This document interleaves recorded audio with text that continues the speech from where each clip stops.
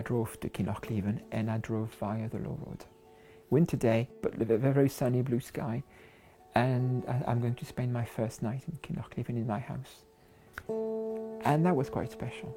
I didn't know anyone, but I was a feeling, yeah, I'm going to make it work. I'm going to make it work. It's so emotional. I've noticed even today, sometimes when I drive back from Fort William and I've got to turn left into the Low Road to go back to Kinlochleven, I decide not to. I'll go round Ballachulish and Glencoe and use the high road instead because I feel a bit emotional about that day. I came here 5 years ago to record an album which I didn't finish at the time and disappeared because I'd been referred to a gender clinic, but I didn't know what the outcome would be. When I left, I left with the feeling that it was very likely I would never be back. I thought there would be no music anymore.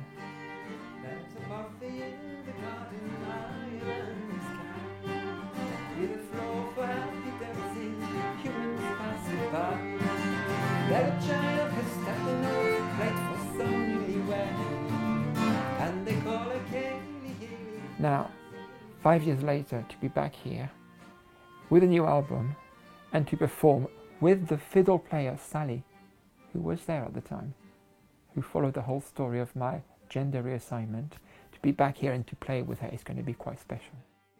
How do you know that? That's true. I know. I'm just being mean. I'm just being mean. You don't give me the chances. I know. I didn't give you a chance. I first met Sarah almost exactly 5 years ago. Really, it's been really nice. Wouldn't have necessarily expected that one email through the Royal Conservatoire of Scotland Student Union would lead to a friendship and a nice wee Highland base for hill walking and visits. Yeah.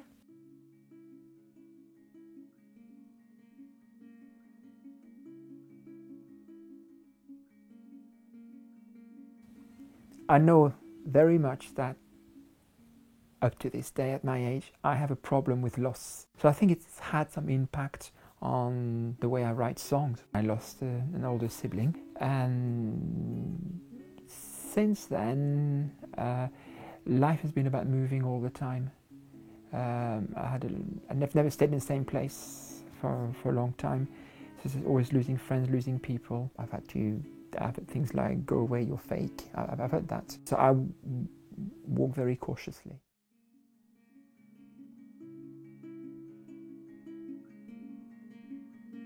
I was actually living in a community in the southwest of England, in a beautiful seaside resort, but because of circumstances, it was decided that it would be best for me to leave, and it was very abrupt. I was living in a family with children, with a community where I knew lots of people, where I was loved by lots of people, and then I became invisible completely. I had to become invisible because of transition. I say I had to, maybe the word "had to" is not the right one, but that's the way it was decided. So I think what was great is that there was that little village at the end of the road where I could exist. I didn't have to be invisible, and I didn't have to worry. For me, a relationship, a love, the idea of being yourself is very important in a relationship.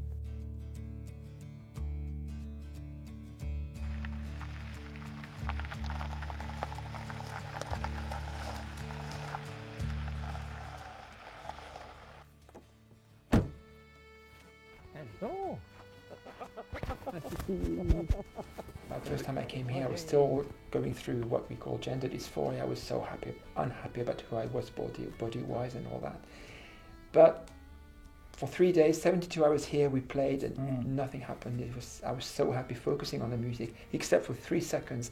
I was recording here and it was getting dark. And I saw myself actually in that door. The reflection. And I went, oh. So let's go back to the music. And each time I come back here, I look at that door and I remember that moment. I met Sarah with a first album in her previous life, and I was completely unaware of what she was going through. At that time, we were just making a record. And then, as Sarah's life changed, I think she felt an affinity coming to Scotland generally.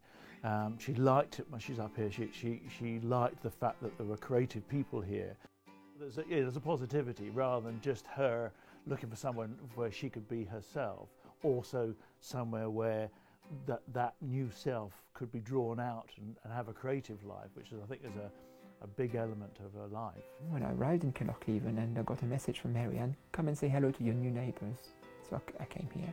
I'd never seen Sarah before. This email arrived out of the blue, really, with a massive piece of news. It's not something that arrives on your computer screen every day. It was quite shocking. You have to say that because that is what it was. But then we both realised very quickly that however much of a surprise and big news it was for us, how much it must have taken to have to take that first step. It has been a part of our friendship and it's probably strengthened it as well.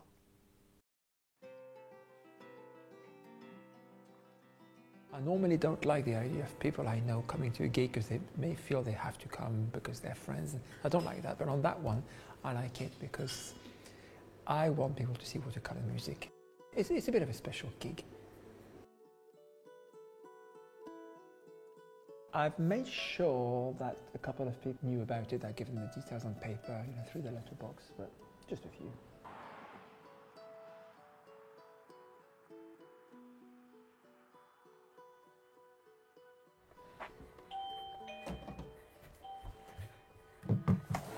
Hello! Hi Sarah, how are you? Thank you. Good, good. So are you coming to the gig? Yes. We had a Syrian evening about 2.5 years ago in Kinlochleven, because we have Syrian refugees living in the village. And after the Syrian band, we had a Kaylee. Gail was there, and she was dancing. I don't know if you've heard the expression "party animal." Well, she's a Kaylee animal. When she starts dancing, you can't stop her.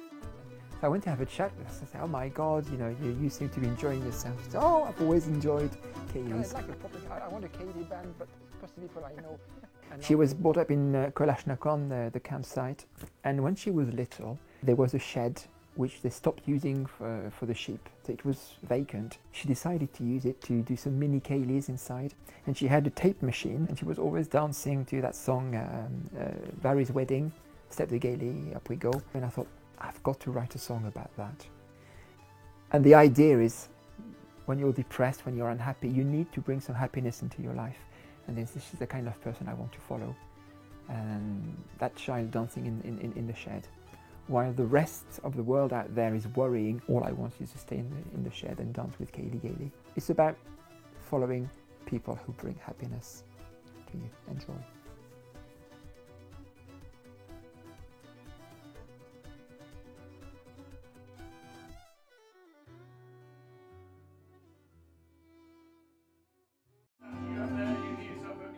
Yeah, I can hear myself, yeah.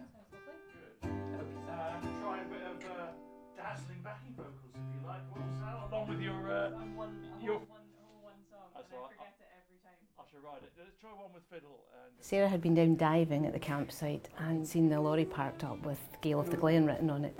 She asked me about it, and so I was telling her that when myself and James started going out, he said, one day if I ever have my own lorry, I'm going to get Gael of the Glen written on it. So, she heard this story and lots of other ones, and she said, I've written a song. I said, oh, nobody's ever written a song about me before. And she said, oh, it's not about you, it's about the lorry. I've written another one about you, but this one's about the lorry. I'm hoping that at this gig we can get her and the lorry together. So it is Gael of the Glen. So that's the plan. She's coming with a truck. She's coming with a bloody truck. Oh my God, okay. Sorry, start again.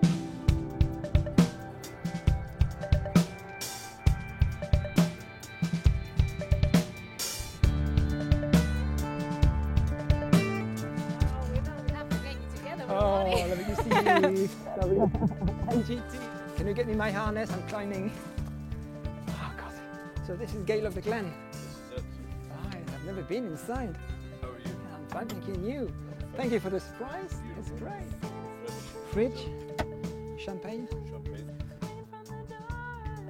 she came to a little village in the West Highland, and she made me think anew about that place and its community, its people, and the way she's made a new life there.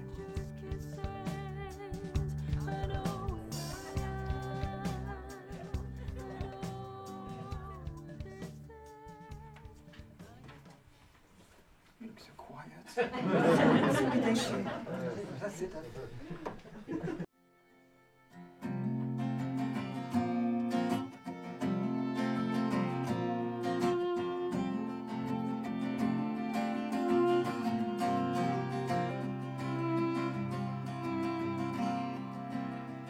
Like blackguard slow down to the shore. It's the morning, water glitters through the trees. Water is falling, mountains are cooling. It's the Laurel to Gillarth leaving. I'll find a house with empty rooms. I read a sonnet from Shakespeare, by Shakespeare. It says, "When I think of you, my friend, all losses are restored and sorrows end."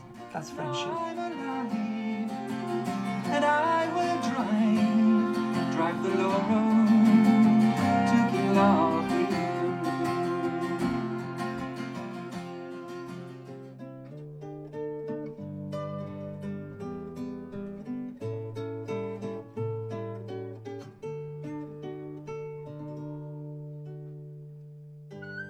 She sent David back to Fort William from London just to pick up some macaroni and cheese.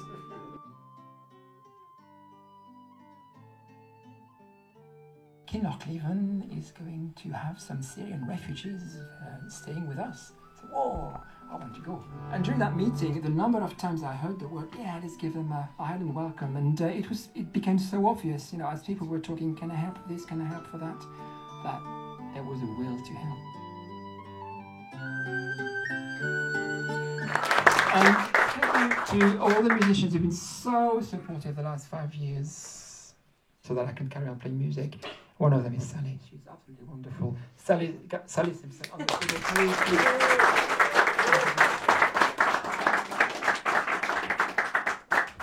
Oh, we forgot Rykot. Rykot is the dog. Yeah. You know what a Rykot is? A Rykot is something you put on a microphone to protect it, yeah? You can see that the sound engineer actually named the dog. Poor Rykot. Can you imagine if Nick had been a policeman? Hello, handcuff or taser. Tasers are great, don't they? Thank you very much. Safe journey home. Feel free to clap. The Mountain Tomb by W.B. Yeats, written in 19 minutes by Sarah. By Sarah. Actually, round of applause for Sarah.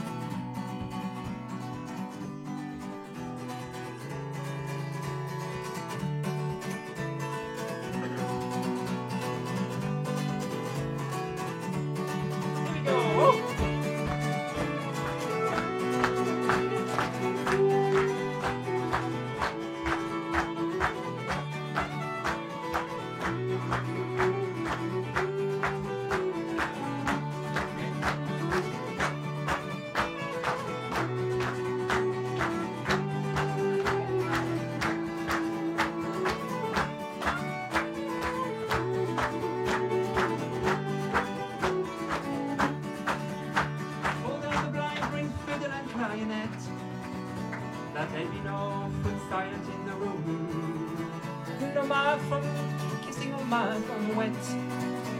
Our Father Rossi Cross sleeps in his tomb. Father Rossi Cross sleeps in his tomb. Yeah, let's have a party.